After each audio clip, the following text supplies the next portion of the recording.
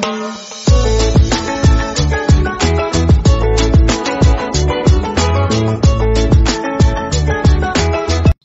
The lord. ప్రభువైన యేసుక్రీస్తు వారు ఈరోజు మనకు అందిస్తున్నటువంటి వాగ్దానం గలతీయులకు రాసిన లేఖ 3వ అధ్యాయం 26వ వచనం. యేసుక్రీస్తునందు మీరందరూ విశ్వాసము వలన దేవుని కుమారులై ఉన్నారు. మరి అలాగైతే ధర్మశాస్త్రం దేవుని వాగ్దానాలకు విరుద్ధమా? ఎనటి కాదు. ధర్మశాస్త్రానికి అనంత జీవితాన్ని ఇచ్చే శక్తి ఉంటే దాని ద్వారా నీతిమంతులం అయ్యేవాళ్ళం. కానీ లేఖనాల్లో ప్రపంచం పాపాల్లో చిక్కుకుపోయి ఉంది అని రాయబడి ఉంది.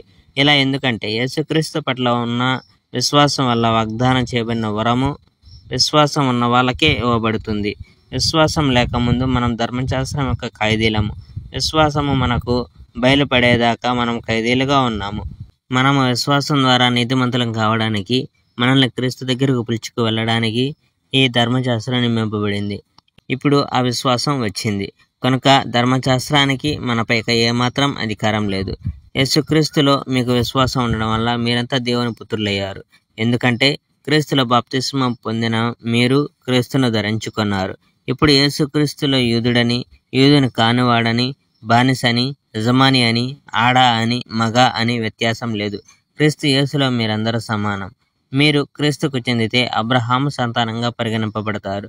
దేవుడు అబ్రహాముతో చేసిన వాగ్దానం ప్రకారం దేవుని ఆశీర్వాదాలకు మనం వారసులవుతాం. Praise the Lord. May God bless our India.